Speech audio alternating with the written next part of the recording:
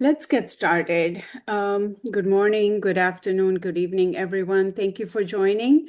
Today we have Professor Madalena Patricio among us. She is an internationally recognized leader in medical education. She is a former director of the Department of Medical Education at the Faculty of Medicine, University of Lisbon, and currently serves as a scientific consultant and the member of elective committee. Professor Patricio has held numerous prestigious international leadership positions, including president of AMI and president of European region of the World Federation for Medical Education.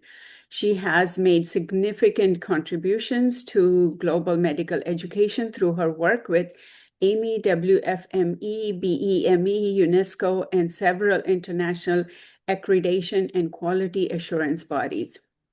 Her areas of expertise include assessment through OSCE, evidence-based medical education, ethics, accreditation, community-based teaching, and the social responsibility of medical schools. A respected educator, researcher, and author, she has co-authored several influential books and has played a pivotal role in advancing excellence in health professionals' education worldwide. I know this small introduction doesn't say more about Madalena, so I welcome Madalena and I give you the floor. Thank you, Madalena, for joining. Thank you, Sakina. I think it was a great introduction, and it's enough to say that how much I love Cebu University and all the things you are doing. And I need to ask you to allow me to share my slides, Yes. okay? You do have it. You do have I access. have? Yes. Okay. So let's go. Share. Just put it. So let's see. Oh, I need to make it bigger. Now bigger.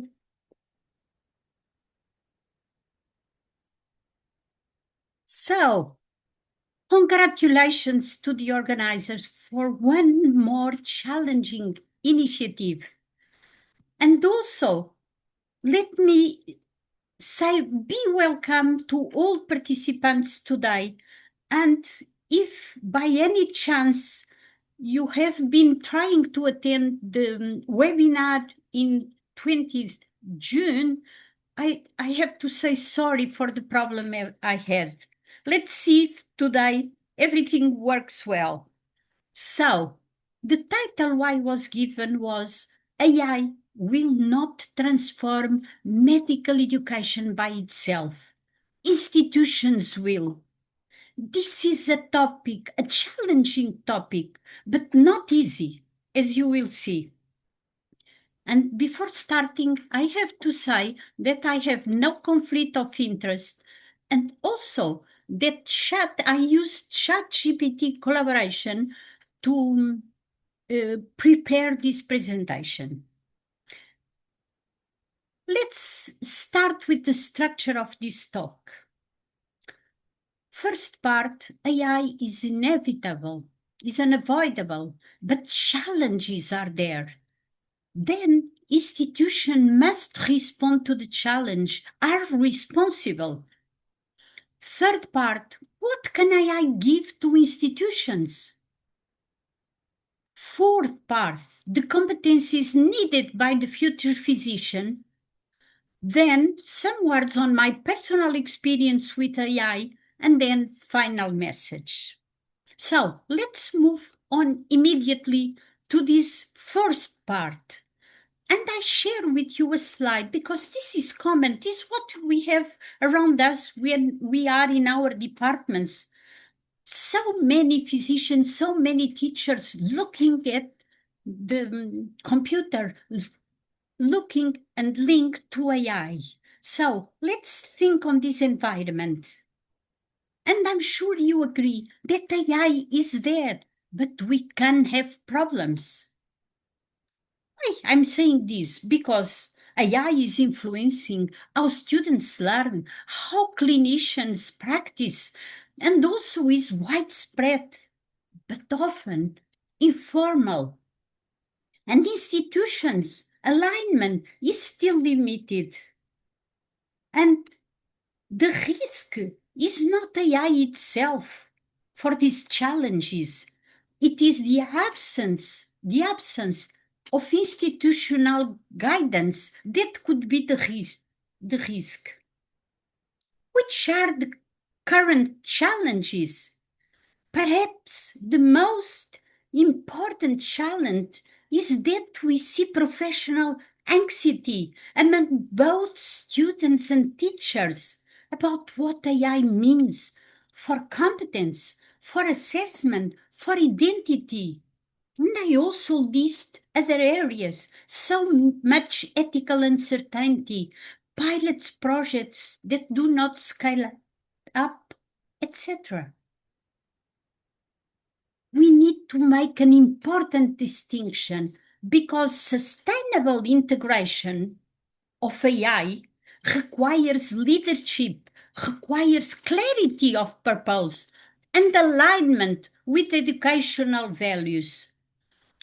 Adoption is technical and reactive.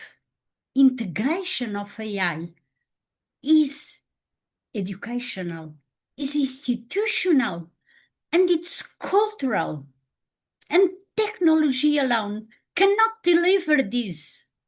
Institutions must do something. What do institutions have to do? It's our next part. I share this slide because it shows an enormous gap. I'm sure you also have in your institutions. There is an enormous gap between technology and educational ethics and governance. And I'm sure you agree that there is also a gap between practice and policy, where both opportunity and risk emerge for AI. What can be done? How are institutions responding to this? Three dimensions are crucial for institutions. Institutional integration, so we need to have an alignment of AI with educational goals and values of the institution. Then, institutional sustainability needs governance, needs ethics, and needs evaluation. And then, the third crucial dimension is institutional readiness to use AI critical and responsible. And this is so important, this readiness, that I will spend one more minute on this. Readiness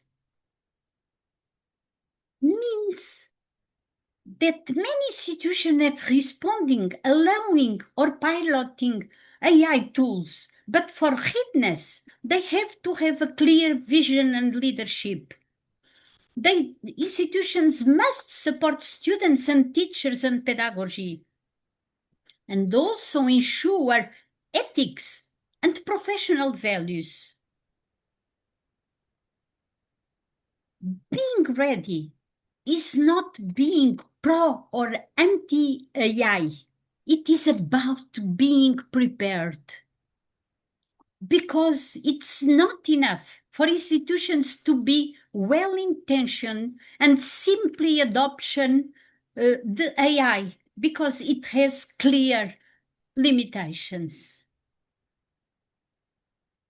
So, institutions without integration, sustainability, and readiness, we have AI increasing a risk rather than innovation.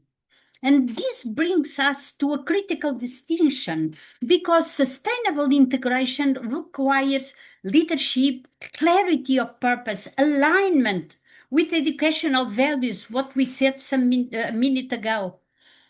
And now let's see how this evolves. But this is fundamental integration, sustainability, and readiness. But there is one more dimension crucial, And I gave this dimension a special place. I'm sure you know what it is. Yes, I'm sure you are thinking on ethics. And this is the fourth critical dimension. Because AI without ethics is useless, isn't safe. AI without ethics may be powerful, but potential isn't safe. And AI without ethics is innovation without direction, what we cannot admit and take us nowhere. The ethics dimension, I need to say it again, is crucial. Ethics must be embedded in the curriculum. So it's not a question of having a seminar, 2 or 3 in first year, and then an elective, and then maybe a course of 2 months in the second, and then, no. Ethics must be embedded in all curricular areas. All. It needs ethical grounding in the curriculum. It needs critical thinking. And it needs professional responsibility in the use of AI. And concerning ethics, let me just say something because I have good news for those who are teachers. I would like to share with you something about the global consensus statement on teaching bioethics in health professionals' educations.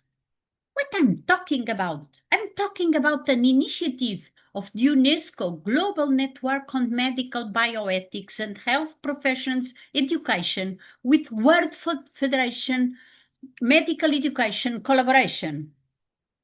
This was achieved under the leadership of Professor Russell de Souza, who is the chair of the UNESCO Global Network.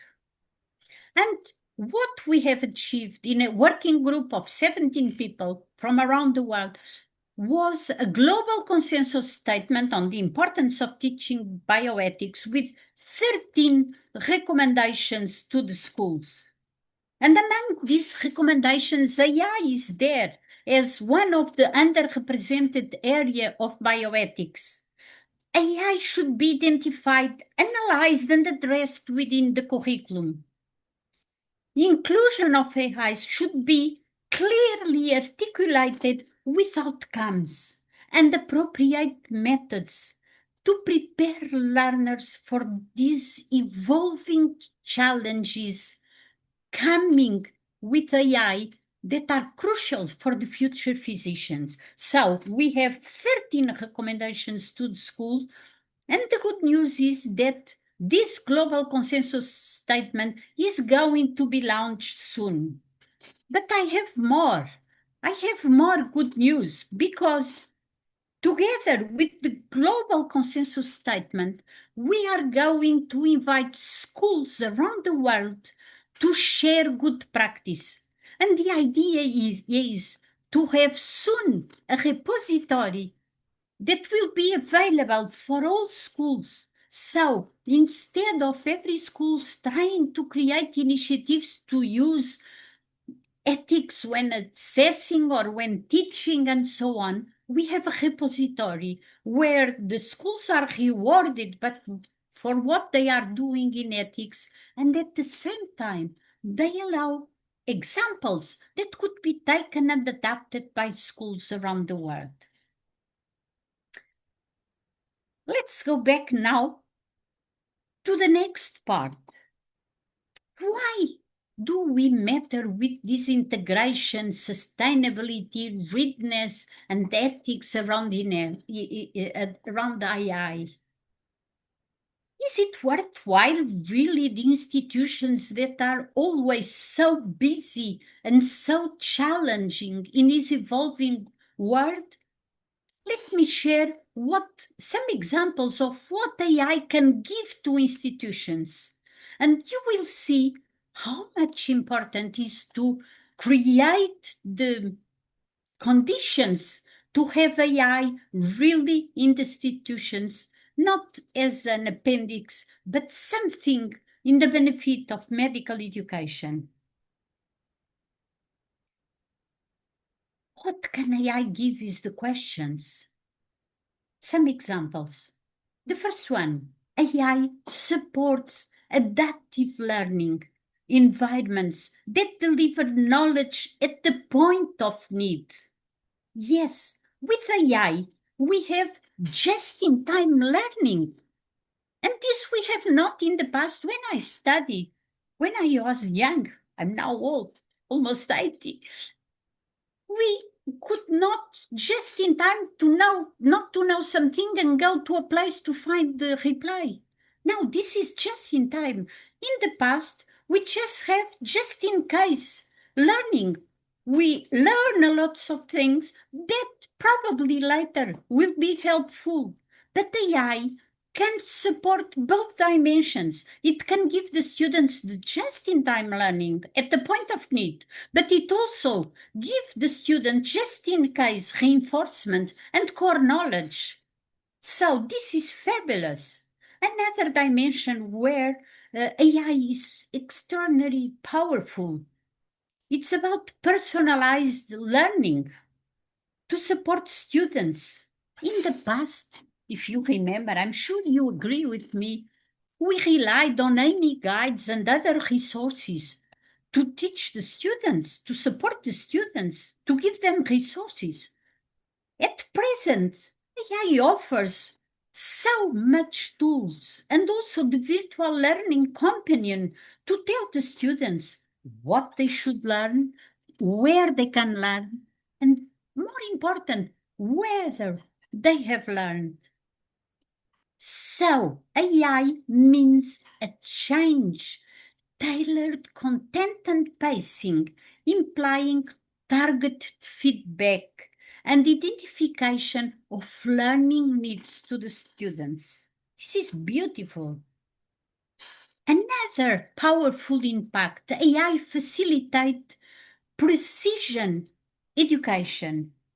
And AI supports learning as precision medicine tailors medical treatments. With data-informed learning, with not about surveillance and not automated judgment, but by support, responsive teaching. Attention, because I said no automated judgment, because we cannot rely only on automated systems like AI is giving us to make decisions, or special in situations that require human understanding, human judgment. This human part, we will come back later. Another impact of AI is a facilitator, enhancing both teaching quality and clinical practice, and supporting reasoning. But AI does not replace judgment. No. And this is why teachers remain epistemic leaders. AI will never substitute teachers. AI cannot define standards, cannot take responsible for decisions, cannot model professional identity, cannot generate evidence so important as we got from the paid journals. But teachers can do this. Teachers remain epistemic leaders. Don't forget. This is so important. And these are just some examples based on evidence. But I could go on and go on, but I have not time. So keep this in mind to justify how it's important to fight for good integration of AI. And let's move to what institutions should do for this. And I share this slide with you because when we are talking about AI in an institution, we need to think in these four elements: AI, the institution, the students, and the teachers. And I would talk about the dual institutional responsibility. What I'm saying is that institutions are responsible for supporting teachers, preparing them to be more competent and also to be more confident. Many of them are afraid not using AI and incapable to use it for teaching students. We need to prepare students for ethical and educational use of AI. And also, we need to support teachers, helping them and guiding them to teach their students to use AI critical and responsibly. That the institutional responsibility is also concerning the students to prepare them to critical appraises AI outputs, to understand the limitations of AI. And more important, we need to prepare students to know when to seek human guidance. The institutional responsibility for students, I'm sure you agree with me, is in fact a teacher's responsibility, because all this is made, the support to students is achieved through the teachers. So, dual institutional responsibility, but in fact, the teachers are the responsible factor to change the way AI is integrated. And this is so important that this slide shows how I see both responsibilities. They have to be always together. Responsibility for students and responsibility for teachers, always connected. Key message here is that all I'm said is about institutional responsibility that must focus on helping people grow and adapt rather than forcing strict rules on them. We are talking about development and not mandates, and this needs to be clear. Without institutional action, we risk a general divide.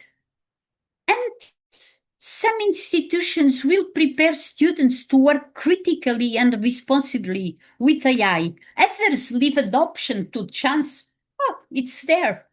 And this is the explanation for the divide, because the divide, it will not be between the older and young doctors. No, not at all. The risk of divide is between graduates of institutions that adapted to AI and graduates of institutions that did not, that were not prepared. This is the divide. And talking about the future physicians, what competences do they need? Let's move to part 5. They need to have a competency regarding literacy and foundation knowledge. It is about basic principles of generative AI and predictive analytics difference. They need an ability to critically understand what an AI tool can do and what cannot do. They need to have an ability to recognize that ChatGPT may generate plausible but incorrect clinical information. We can talk on this later. And it's something, all the principles that regarding AI models that need to be validated, the concepts of bias and uncertainty, so many AI limitations that need this capacity of literacy and foundation knowledge for doctors. A second competency deals with critical appraisal and clinical judgment. This means to maintain the responsibility for clinical decisions despite AI assistance. If we have a diagnosis made by AI after giving the data concerning on text exams and the history of certain patient, the responsibility for the diagnosis can never be from AI. This is crucial because there is no place for AI replacing thinking of the clinicians. AI should be an expert evaluated, and the teacher should be an expert evaluator of AI generated information.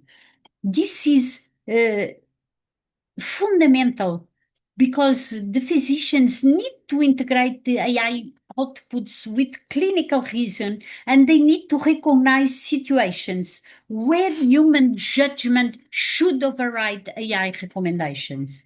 This is absolutely critical. Third competency, data and digital health competencies. Interpreting and integrating multiple digital streams into patient care.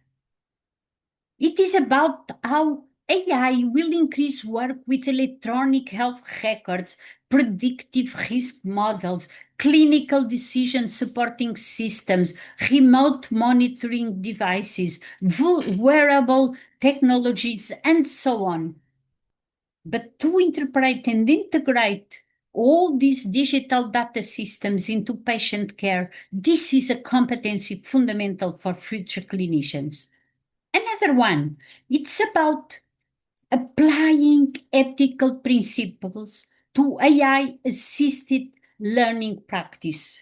Of course, we have talked some minutes ago about ethical dimension in the responsibility of the institution. Now it's fundamental that the future physicians have this competency because the physicians need and must ask what AI gives, if it's fair or not, and if what the suggestion that is given by AI could be disadvantage for vulnerable populations. They need to look if what AI is giving is promoting equity and fairness, transparency and accountability, and also for informed consent. So many areas that need ethical reasoning. Another competencies, human-centered communication. This is crucial to translate complex AI-supported decisions into understandable and patient-centered conversations. Physicians must explain AI recommendations to patients, discuss uncertainty about one treatment, one option or another, address AI concerns that patients may have. It's crucial to maintain trust, to communicate compassionately and with empathy. So, human-centered communication. One more. We need physicians with a shared decision-making in the AI area. Patients will increasingly arrive with AI-generated information, with chatbox recommendations, with risk predictors. And physicians will need to interpret the data. Interpret that data not alone, but collaboratively with the patient and sometimes with the family. And they need to correct misinformation. Sometimes AI gives wrong information. And they need to support informed choices to the patients. So the competence they need is to facilitate shared decision-making when AI becomes a participant in the clinical encounter. Another competency, it's now about interprofessional collaboration, because future healthcare teams will include data scientists, AI engineers, informaticians, digital health specialists, and so on. Physicians must learn to work across disciplines, across professions, and communicate clinical needs to the technical teams, and participate in AI implementation and evaluations. For this, they need to collaborate effectively in digitally enabled healthcare ecosystems. Another competence is about quality improvement and AI governance, participating in governance and oversight of AI system. They have to increasingly contribute to AI procurement decisions, safety surveillance. What can I say more? Implementation science, clinical validation studies, and so many other possibilities. Moving to another competency. What about adaptability and lifelong learning? This because all technologies evolve rapidly. Future physicians must continually update their knowledge, learn new digital tools, adapt to changing workflows, and evaluate emerging technologies critically before using them. That means to become a lifelong learners in a continuous evolving technological environment. And let's move to the last competency I will move. They need much more, the physicians, but again, we have no time. So they need to preserve professional identity and humanism, knowing what should remain fundamentally human in medicine. Because this is a growing theme, and AI should augment but never replace physicians' human role. Future physicians will need to preserve empathy, compassion, professional judgment, moral reasoning, advocacy, trustworthiness, so many dimensions. And I could go on and go on. But these are, in this moment, 10 competencies that I thought are critically to AI. So, having said this, the future physician will not be defined by a competitor with AI, not knowing how to work wisely with AI. No, it is unlikely to be the doctor who knows the most facts. No. And this is important, and this is now increasingly appearing medical education literature and aligns well with current discussions on how to train the future physicians. The future physician is not to be expected to know the most. There are the other ways of seeing AI and the implications that are more important for the future physician. And saying this, I'm completely aware of the critical importance of knowledge in the future physicians. Please don't think that I think that AI can replace what the knowledge future physicians know. What I'm saying is not that this is the most important. They need to have all these parts to be able to take from AI also a contribution to the knowledge. The future physicians will be, I like this slide, an ethical steward of technology, a skilled communicator, and a compassionate professional, capable of integrating machine intelligence with human wisdom. I hope we will be able to train these physicians for the future. And we are talking so much about human part. What Theodore Roosevelt, who was the first one to mention humanism in this context, he was a president of the United States, and he said this marvelous sentence: talking about the doctors. Nobody cares how much you know until they know how much you care. Nobody cares how much you know until they know how much you care. This summarizes everything I have said. But I also wanted to share with you the cover of a book written by Eric Topol, who is a leading cardiologist, geneticist, and digital medicine researcher.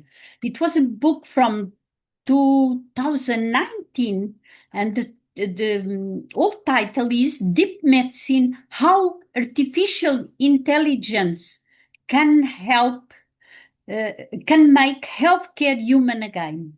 This is strange. Usually AI has the mean of disturbing the human part of physicians. And he argues the contrary, because AI may allow medicine to become more human, because reducing administrative burdens and freeing physicians to focus on relationships, empathy, and patient care. We gave time to physicians to be more human. I think this is wonderful, and it's another vision. So important, human connection. And now, how many of you have used or used AI regularly? I'm not seeing your hands raised, but I also want to ask how many of you teach your students to use AI? And as I suppose that probably some are not using AI, let me tell a bit about my personal experience with AI. Because some years ago, I was among the ones, the teachers who were afraid to try to use AI. And a bit of my background, I'm a teacher since 95 at the Faculty of Medicine, University of Lisbon. I work in the module 3.1, clinical medicine, the doctor, the person, and the patients, where we had 350 about or 400 students per year. And I also worked in the Department of Medical Education, where I was the leader in the last part of my career. So, having said this, what's about my experience and how I use AI daily to see if I can convince some of you? First, I must say something. I might be biased on what I'm going to say about AI because I love AI since I discovered it. Second, let me say that I'm not skilled at all with digital technology. So if you think that Madalena was already a technological person, so it's easier for her, no, I'm new with technologies. I was initially hesitant. I should say I was afraid of trying. Then I decided I could not stay like this and I need to try ChatGPT. And to my surprise, it was easy and intuitive. Because when I didn't know something, I asked ChatGPT and he gave the answer. So it was wonderful and not at all stressful. And how I use it? I use it to improve my knowledge. I use to plan my lessons, to prepare feedback and assessment for the students, to summarize research statements, to improve my communication, to prepare debates, meetings, and so on. But let me say what I like more, and the most important part of working with AI or with ChatGPT and so on is to ask AI to evaluate the work I made, to give feedback on my own work. And what I'm saying about my own work, for example, when I prepared the slides for this conference, and then I submit to ChatGPT and I ask ChatGPT to criticize my slides. Or if I plan a lesson, I give the plan to ChatGPT, explaining the objectives and the requisites of the lesson and the age and what is supposed the students learn with that lecture, and then I submit to the criticism of AI. And this is fabulous, because as a feedback tool, he criticized the idea, the topic, the structure, the clarity, the tone, the strengths and weaknesses, and the suggestions for improvement. And when you are thinking more specific on what I'm saying, yes, I'm saying that he can say to me, you have too much slides for 25 minutes. You have repetition with your slides 13, 14, and 54. Then language needs to be polished in slides, I don't know, 10 and 12. Also, he criticized the logical structures. He criticized the quality of my image and also my main problems in that presentations. And also he criticized my examples and said, oh, Madalena, the examples you are giving are not good for what you intend. Think about other things and so on and so on. This is fabulous. And he also gave me a final evaluation, like this, for example. He said, oh, your content, okay, strong. Structure can still be improved. Slides, need work. And he said, what is needed? Potential impact, once your talk is refined, could be good. So, after giving me all this feedback, ChatGPT ended by giving some suggestions and ask if I need more help. It's fabulous. So, try. But I need to share with you two reflections very quickly. One is because I'm suspecting you could be asked, were your interactions with AI always successful? Were my interactions always successful? My answer is no. Not always. I got things wrong. Yes. Sometimes I need the dialogue, and the critical thinking is needed. Oh, look, a very stupid example. I should go further. But I asked the other day, in 2006, I used a slide of the longer bridge in Europe, is a bridge over the Tagus in Portugal at that time, the longer one. And I used this to show that in between the two pillars of the beautiful bridge with 16 kilometers, there is an enormous gap with water inside, to call the attention of the participants and the teachers to the gap between what we are doing in practice and what the evidence is saying. And okay, it's beautiful. But now in 2026, that brilliant bridge is overcrowded at certain times in the days. We cannot cross easily. And the two pillars that I talk in 2006 about evidence-based and the culture of evidence-based medicine and education, now we are blocked. So this shows that things cannot be static. The solutions we have need to be followed. It's always a dynamic process. And so I asked the ChatGPT to give me the bridge in Portugal, this beautiful project, completely crowded in the time in certain rush hours. And you know what ChatGPT gave me? A bridge with 8 files, 4 in each platform, all go in the same sense. And I said, oh my God. And I said to ChatGPT, this is not possible. In a bridge, you have 2 cents, cars going and others coming. So, there are errors. And in this case, you need to say, I give you a very easy example because we have no time, but we need to give our arguments. This one was easy. And another honest reflection is, does AI have limitations? There are weak areas. I need to say that yes. And I suspected, and I asked AI. I confronted AI with this limitation, namely in evidence-based areas that need to be recognized and addressed. Yes. And when I confront and ask if it's true, if these are weak areas, AI replied to me, yes, we have weak areas because the good evidence always is usually published in paid journals. And as AI cannot assess to these journals all the good evidence, we cannot access to the good evidence, so it's true.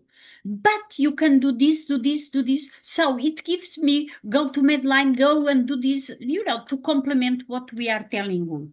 So be attentive. It makes errors and there are weak areas in AI. Take home messages. Let's think on what we talked today. AI is inevitable, but challenges are there. Institutions must respond. They have responsibility at two levels. What can AI give to institutions that make it worthwhile against the challenges institutions are facing?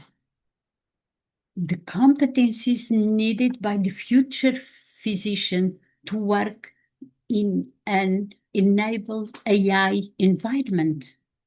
Then my personal experience with AI. Having said this, I share with you these slides. I hope you can think, or I would like you to think in 1 minute on what will happen probably next Monday when you are back to your institutions. And what you could bring them after this talk. Not that I think this talk is important, because just because someone said that the important days in a message, in a conference, in a webinar, whatever, is never the days of the conference or the webinar, but what you take home. So let's try to keep some message and you select what you want to bring home. For message number 1, I would like to share the title again. Do you remember the title? AI will not transform medical education by itself. Institutions will. Message 2. AI adoption alone is not enough. Without readiness, it creates fragmentation. Without readiness, it enables sustainable improvement. The future will be shaped by institutions ready to lead. This is crucial.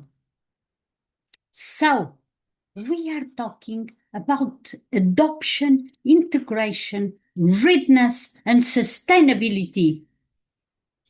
And this is what we cannot forget. Key message 3. Students are already using AI. But the real question is whether institutions are educating them or just tolerating it. AI creates the possibility of change. Institutions determine whether that changes become meaningful, ethical, equitable, and sustainable. This is institutions that will decide. Key message 4. The question is not only about the institution responsibility. It is also the responsibility of teachers and students. Because institution is responsible for us, but we are also responsible because we need to move. We decide to go ahead, decide to use. So it's our shared responsibility, students and teachers. A different and proactive attitude is needed to AI. Which one? Teachers and students must engage, but in a critical use of AI. This is fundamental. And Paul Freire, a Brazilian educator and philosopher from the 19th century, from the 20th century, he said the following: to educate is to imbue with meaning what we do at every moment. And I dare to add What if we don't take advantage of AI contributions to increase the meaning, the Paulo Freire meaning?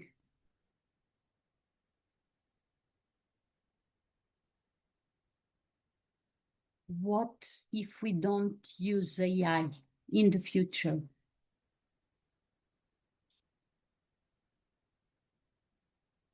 Let me share one of our greatest poet, Fernando Pessoa.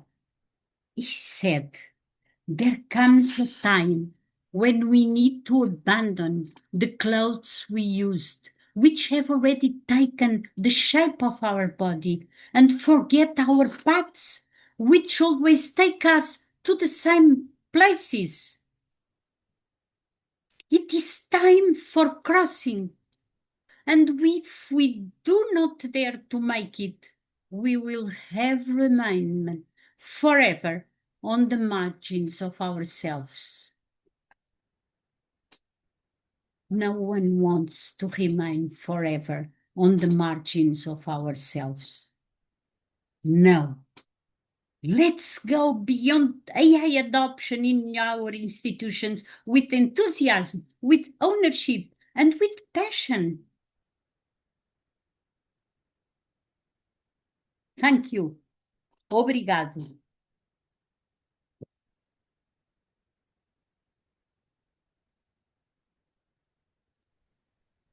Thank you, Madalena.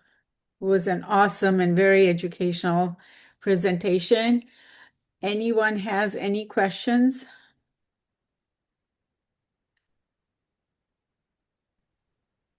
Please feel free to unmute yourself and ask questions. I know there is a couple of people who wants to share your email for them to contact you. If that's okay with you, I can share. Of course, my telephone, my email, whatever they want. It's a Okay. pleasure. Okay, I will definitely And I share. hope questions, because with no questions, it's very sad. Yes. No. Sakina, can I ask him? I have a question. Sorry. Go ahead. Please go ahead, sir. No, you go ahead first. I'll come later. Go ahead. I have a question. What it seems, and it's an amazing talk, but what I see is the critical balance between, on one side, there are the teachers, the faculty, who are themselves, have very diverse, opinions. And the other side, there are students who are smarter. And I think there is a balance between when they interact with each other. Both parties are very, critically balanced. And for them to interact and reach a mutual, consensus about AI, the use of AI, I think it's pretty challenging because there is diverse opinions and diverse uses from both parties. So when they get together, I don't know. Let's hope for the best. And your comments about that. Please clarify one thing. You are saying, and you are wanted to balance the teachers against the students, or both against AI and what AI could give? Are you I'm not taking? sure how it will turn out. No, I see these interactions. I think that AI, as you know, AI only reproduce what he could find available in the world. It's why the weak areas is on the closed journals that need to be paid. What Yes. the real I just change? wanted to reflect my bit of anxiety about the outcome. That was the whole purpose. There's not really a question, but I'm not sure how it will end up. That balance, No, will we ever achieve the ideal balance? But I can never talked about a universal reply on this. It depends on the uses. What I wanted to say is that if you teach our students where to go, where to how they can critical look at the advancement, and also when they have not the basis, how to ask a teacher or another competent person to see what AI had give you. And later, when you are, for instance, in a team of physicians, to meet all physicians and discuss the inputs AI is giving to the team, to be one more part, but the critical judgment is always the team of physicians, the competent teachers, even the students on what they accept or not. And there is not an universal law. I cannot say that there is always a risk or if there is always a benefit. Is the way you are prepared, what you need, and the discussions that I have with AI, not the one about the bridge because it's not important, they were showing or criticizing the parts of my talk, and I need to brought my arguments to the AI, and then he said, "I agree. I didn't thought on this," and so on. Otherwise, other times maybe he shows that what he's giving is more important and is right comparatively to what my thought was. So there is no universal reply.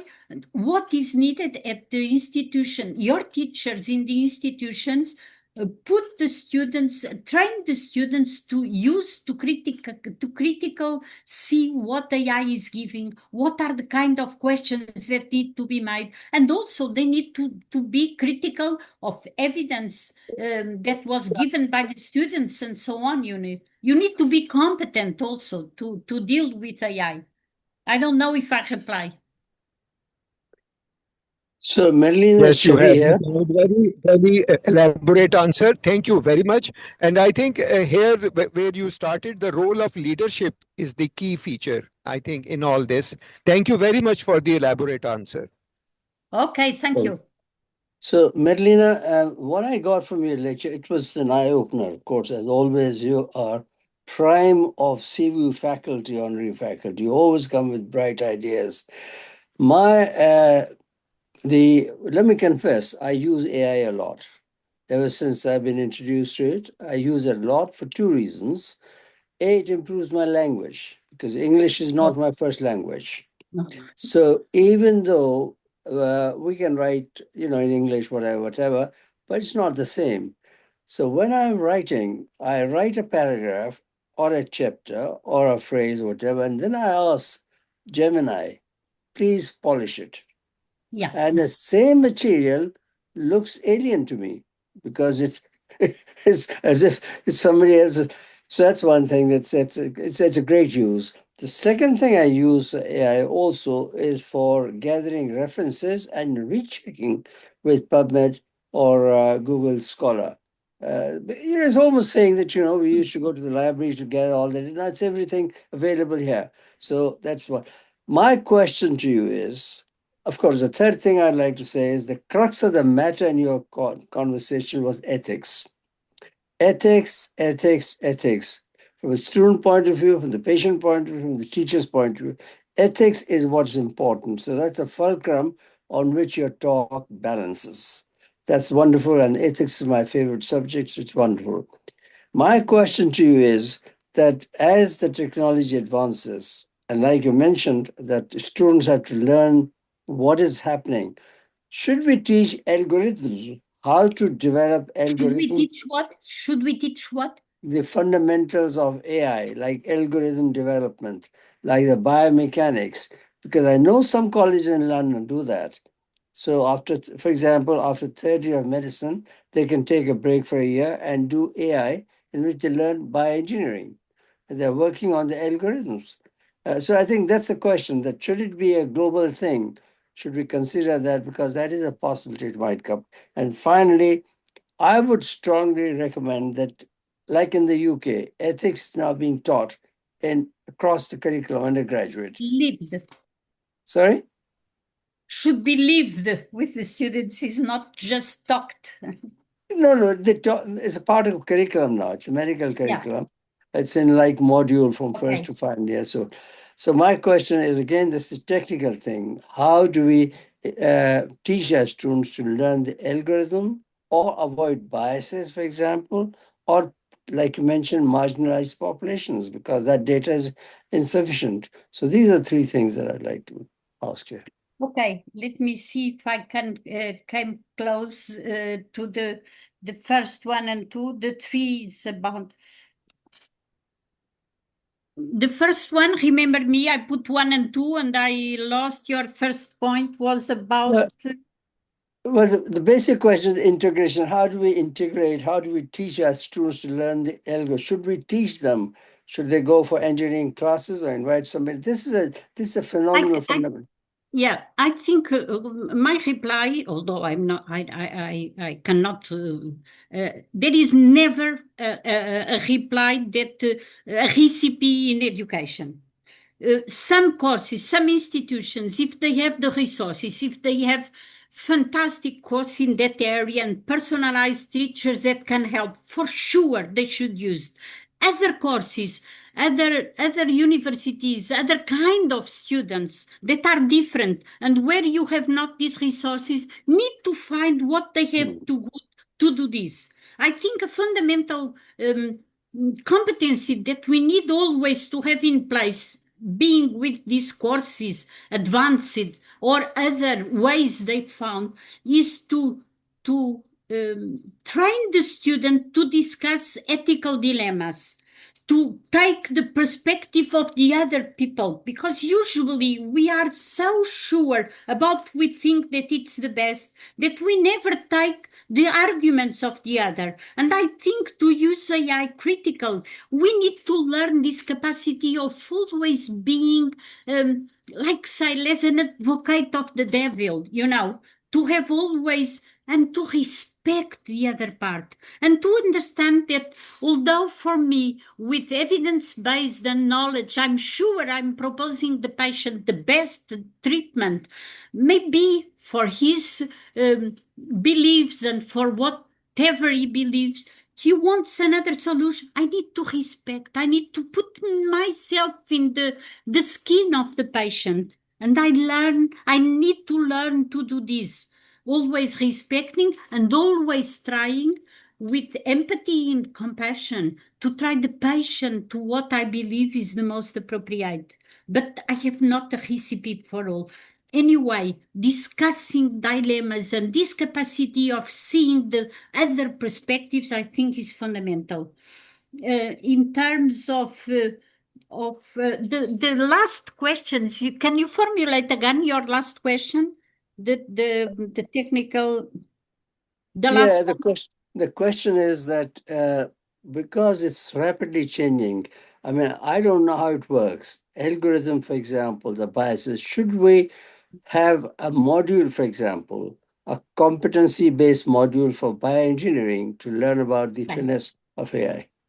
I think so. And another thing, although no recipes, is that one thing that is fundamental, in addition to this capacity of discussing dilemmas and see the other's perspective, is to be fully aware that what I'm taught now, thinking that it's evidence-based medicine and my knowledge could be changed in next year, 6 months, even in practice in medicine with consequences. So you need to prepare the future physicians that knowledge is evolving dramatically at one speed that only evidence-based medicine can provide you some fundamentals, but you need to be humble. You need to accept that there will be, and puts also when sharing with the students, and if the students come to you and say, no, we should not do this that way. I read that this is, you need to be humble. Please bring me, let this guy, I'm going to see again, and promise next lecture, next week, we will discuss this. So it's more a questions of attitudes, an adaptive attitude of this dynamic world with challenges and so on, and not a rigid thing, use that word so that. It's to give the students like the people that was, I think is a saying in a Chinese saying about giving food to someone. Don't give the food. Teach that person how to Okay. fish, for instance. And what Yes. I need to know to teach my students or the physicians is this way of seeing the other's perspective, the way that what I believe today can be changed tomorrow, and this increasing capacity of lifelong learning, all Mhm. this much more than have a solution. Solution are never lasting. I don't Are know if you like are you in favor of student engagement in curriculum designing, for example? engagement, I think, is a crucial, fundamental engagement because students, for two reasons. First of all, and now with all these AI and technologies, they bring so many solutions. And we Yes. at our faculty, for instance, the solutions we improve at the Faculty of Medicine of Lisbon during the COVID, many of them were brought by the students, which Yes. was fantastic. But also, above all, for other reasons, not all because they know. If you want to make a change, if you want to introduce a reform, it can never be always top down. If you take and enthusiasm the students and make them leaders Yes. and champions, oh, the reform is easy. The same with teachers. If your direction or the scientific council or the pedagogic decide about a reform, it's failed if you don't start by asking the teachers the basic ones what they think, what are problems, what are the challenge. Give them power, always bottom up, and then you refine in the top. So completely students in, and there is an area of the Aspire Award. So the Aspire Award is an Emmy Award that distinguish the faculties in some areas of teaching. One of them is student engagement in the faculty. Go and Thank see you. because it's fabulous. Yeah, that is why the famous English poet said, Wordsworth, you might have heard his name, famous for daffodils, the child is the father of a man. Oh, and let me just say one thing about what you were saying. I found myself in your words when you ask AI, Gemini, or ChatGPT, or Yeah. so on to improve your language. My English is very poor, so I was always unable to write the chapters and so on. And last year, when I asked the chapter you invited me, I submitted to AI, and AI transform. And I was so afraid. It was so beautiful what I have written that I asked ChatGPT or Gemini. I asked, "Is this a plagium? Am I not ethical?" Oh, Madalena, you gave me your text. You gave me your slides. You gave me. I only make a beauty of what you were saying. So be easy. I was because it's nothing to do what I can write. It's Right. incredible. It's incredible. But Well, sometimes you need to, for instance, when I submit this, not this one, the previous, he said, no, you should not use the mission. I was talking about that the mission of the school, and the ChatGPT gave me no, use the purpose of the school. It's okay. much more purpose, and I said no. I'm talking to participants. I'm talking to teachers. We never spoke about purpose in the faculty, but everyone knows what is the mission. Is a paper it's written. If I go to talk about the person, could be flow in the head. So I'm trying to make changes. So let's use the easy vocabulary, and AI accepted, But it's like this. You need to discuss with them. Well, we're living in a wonderful world, Madalena. Yeah. Sakina and I look forward to your chapter. Focus on this particular talk because it was phenomenal, an eye opener for a lot of people. And thank you for coming Sa- again. And God, very good. Yeah. Go ahead. Sakina, Some can I, question. Yeah, Yes, please. yes, Professor Zaidi, can I yes. Of add a course, yes. comment? Yeah. Yes, Dr. Hassan. Can Uh, you show I, your video to see your face? It's so nice. Yes, It's human. he's a handsome young I'm man. not a robot, Mandelina. I know it's not. It's not because, but it's I so would, human to see the I face. was, I was thoroughly, amazed at the uh, clear presentation, critically evaluated, increasing the knowledge by fathoms and miles.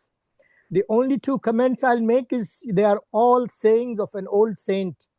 A city of knowledge has said, ask questions. Asking questions is half knowledge. And number two, takallamu ta'arafu, speak so that you can be identified. Okay, and you have actually cornered both those points very, very nicely. Thank you very much for an immaculate presentation. Thank you. And about you are saying, we are in a critical moment where AI replied to all our questions. So the question for us, the teachers, is, are we creating really and asking the students the good questions? Shall we revisit our questions? And because AI is giving the reply. So is there other way to make questions? Are we failing in something? Okay, thank you for your comment. Thank you. Nirmala? Yes. Yeah. Nirmal, sorry. Yeah, it was a great talk. It was highly informative.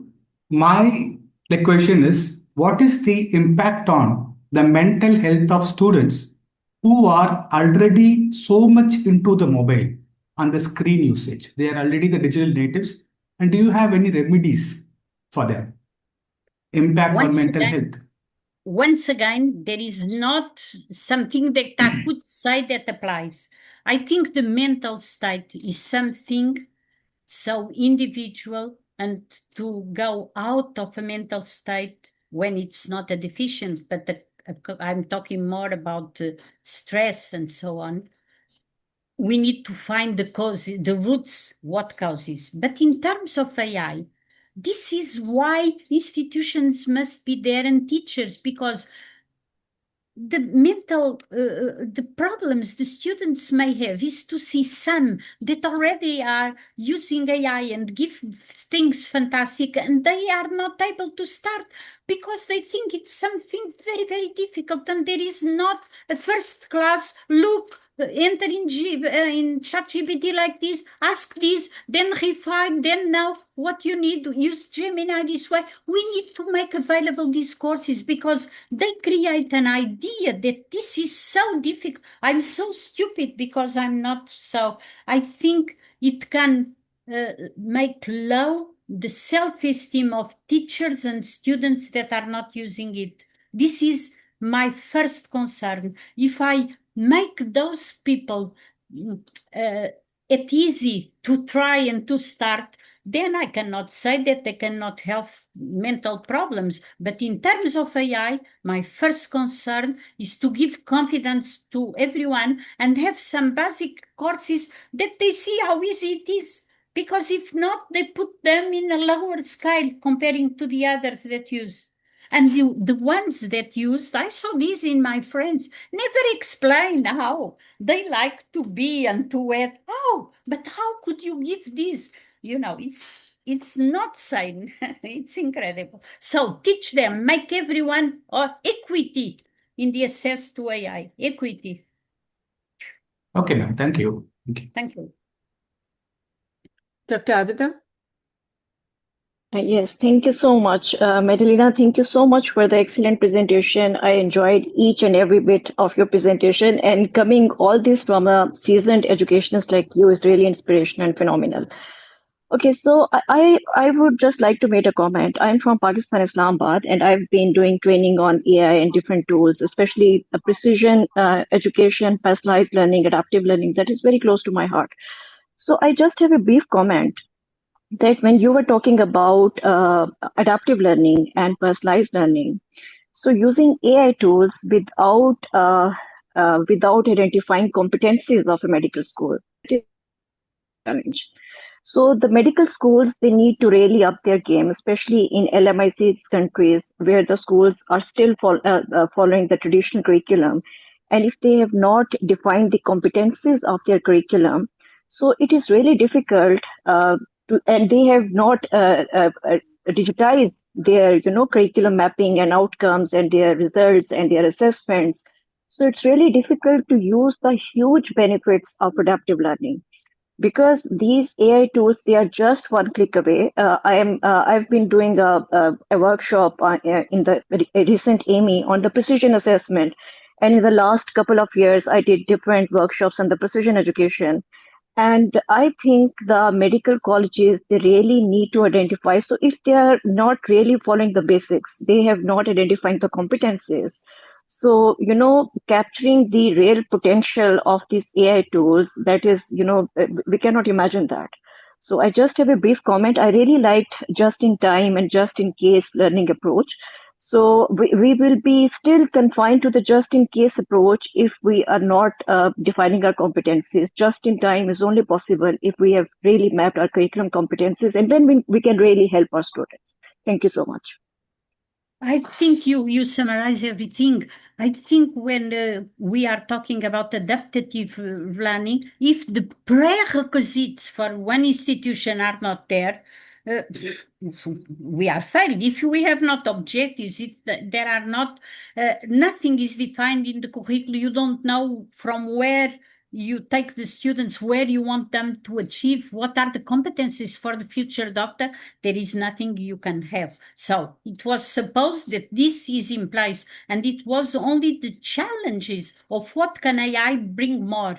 And so I agree completely what you are saying. And the basic must be there. And I am really looking forward to the UNESCO framework, that is the global consensus statement. Okay. So I'm really looking forward to that. Thank you so much. Okay, it will be. I'm sure you will have case studies to put in the repository, and this will start to illuminate other schools. This is the most beautiful thing of the ethics global consensus, I think. Thank you. So there are a couple of questions on chat. This one is from Mona. She said, is it ethical to use AI to help clinicians take decisions in the management of a complex patient in views of conundrum of multiple guidelines? AI is AI in assistance. The word is assistant. It cannot take the decision. AI can provide elements that force the clinicians to look at other possibilities and what is said. And then they should decide what they should take or not in face of the individuality of an each patient. So the question is always, AI does not and can never replace the clinical judgment. The clinical judgment stays with the clinicians or with the teachers or whatever. But AI can assist to provide the elements for the decision, okay? But if the students are, this is my personal take, is if the students are learning from AI, they're depending on AI to teach, not in the books, not doing their own research, not going to the library. It's very easy for AI to write research papers and give answers to whatever questions they have. Will they be using their knowledge, which was timely because they used AI to get that knowledge? How is in future, that's what scares me the most, is how in future the clinicians are going to either depend on AI to make those decisions, or will they have enough knowledge of their own that they can make decisions over AI? You have pointed the crucial point. I'm also afraid, of course.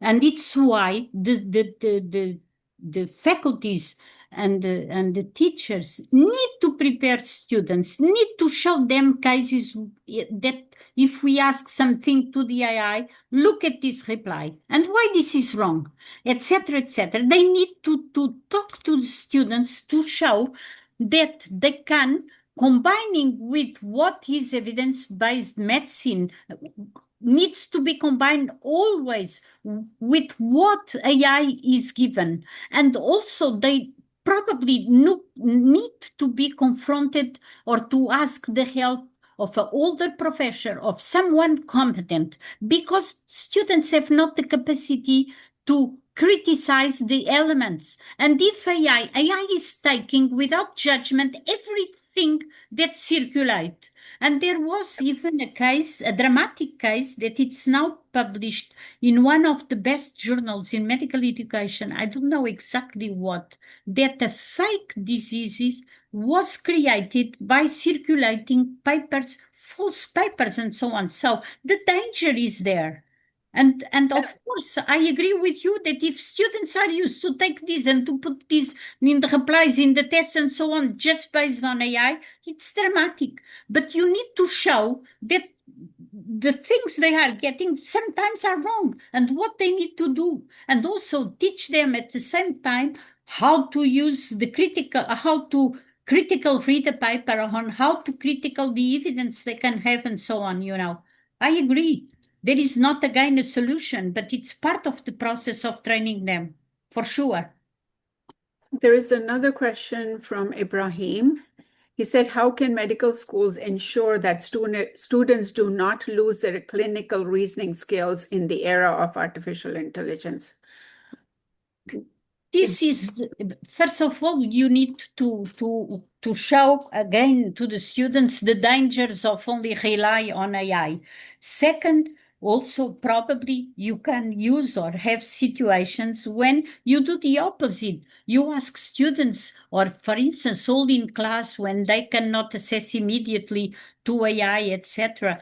Ask the students to reasoning face the symptoms of the results of the test, or etc., a certain patient, and ask the students to articulate, to justify, and so on. And in the second stage, even with them without TSS, you can give them what AI reply when asked about this, and then make them discuss the two things. Where are the errors? Where are the benefits? And so on. It's about training, and explaining to the students that big mistakes can occur if they take the things from AI always for granted. Mhm. But it needs to be found by the teacher, and also you need to have them. I think already now we have a terrible problem. I don't know if in your countries, in my country and in the countries I'm used to visit and so on, we have a terrible problem. Is that the students,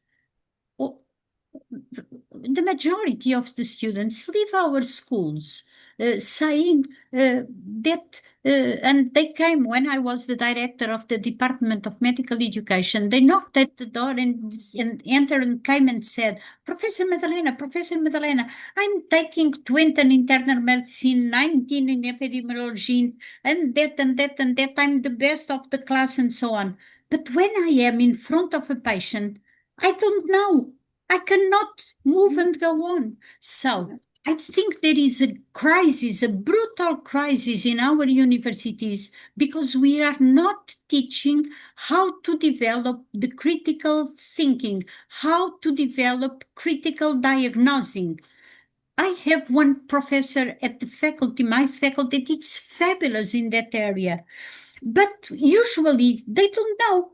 And you see that the doctors, when they are, and not only the young doctors, sometimes doctors with some years, when a patient come and with many symptoms and so on, what they do is to prescribe a lot of text and analysis and so on. And they are hoping that the analysis and the text, the results, will give them the indication of what is the problem, when it should not be that way. In principle, they should have an intuition and they should be able to anticipate what could be, and then to ask exams or certain text and not a list of 20 or more things to decide if your intuition was right or not. So it's not only a question of AI now, it's a question of how we are training students on making diagnosis, on having clinical skills to decide and to critical analyze the information you are given. I don't know if I replied, but I think it's much more deeper than just the AI. I think this is a failure we have in our teaching. Very few teachers know how to try to to teach the students how to make this diagnosis, how to have the capacity to discover the symptoms that are like anchors for your memory to really give you the idea this is probably this and this. So I'm testing this and that. Nowadays, no. You have a list and then you hope that by a result you are able to identify the problem. Okay. Sounds good. Anybody else have any questions, comments?